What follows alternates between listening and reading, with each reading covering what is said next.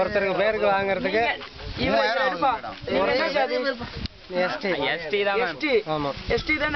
எஸ்டிக்கு ஜாதி சர்டிபிகேட் எங்க போய் அப்ளை பண்ணீங்க?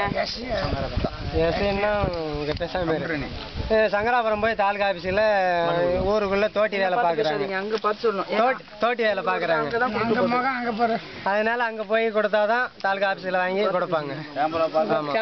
கேள்வி கேட்டப்ப நீங்க அங்க போய் சொல்லணும். சரியா? பாருங்களேன், அங்க பாருங்க ஐயா. நீங்க சரி, நீங்க எஸ்டி தானே? தாசில்தாரை பார்த்து தானே கொடுத்தீங்க? தாசில்தார் கிட்ட யார் காசு கேக்குறாங்க உங்ககிட்ட? அவங்களுக்கு தாசில்தார் கூட வேலை பாக்குறாங்களா, தோட்டி மனையாக்கற இவங்க கேக்குறாங்க. அவங்க கேக்குறாங்க. நீங்க ஏன் அவங்க கிட்ட காசு கொடுக்குறீங்க? நீங்க நேரா தாசில்தார் கிட்ட போய் பார்க்க வேண்டியது. கொடுத்தாதான் வேலை ஆகும்னு சொல்றாங்க. ஆமா, அப்படியே பில்டிங்ல கிடக்கும். எல்லாம் பில்டிங்ல கிடக்கும். எவ்வளவு ரூபாய் இது வரைக்கும் செலவு பண்ணி உங்க பையனுக்கு சர்டிபிகேட் வாங்குனீங்க? 2500 ரூபாய் கொடுத்தாதான் தராங்க. நீங்க எவ்வளவு கொடுத்தீங்க? நாங்க 2500 ரூபாய் கொடுத்தோம். எதுக்கு? நீங்க பழங்குடியினத்தவர்ன்ற சாதி சர்டிபிகேட் வாங்குறதுக்காக 2500 ரூபாய் கொடுத்தோம்.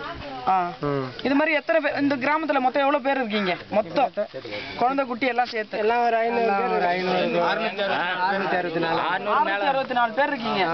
664 பேர்ல எத்தனை பேர் மொத்தம் சர்டிபிகேட் வாங்கிருக்கீங்க? சாதி சர்டிபிகேட் வாங்கிட்டு ஒரு 70-80 வரும்.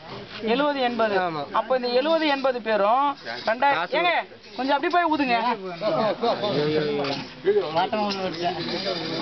இந்த 70-80 பேரும் 2500 ரூபாய் 2500 கொடுத்து வாங்கிருக்கோம்.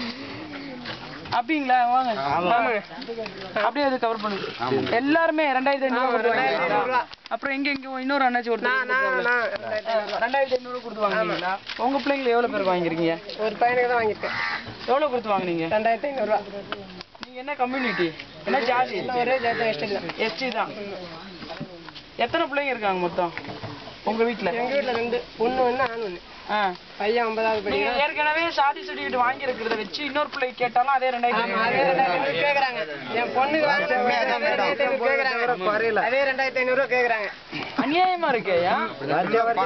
தான் போதே தவிர மலைவாழ் மக்கள் கந்தகாமல்ல இருக்கிறது ஃபுல்லாவே பணம் கொடுக்கறதால தான் மிரண்டு போய் அவன் இனிமே ஜாதி சர்டிபிகேட் வாங்காம போயிட்டு அவன் ஜாதி சர்டிபிகேட் வாங்கும்போது ரொம்ப தவிச்சிட்டு இருக்காரு. திருப்பி சொல்லுங்க அப்படி திருப்பி சொல்லுங்க.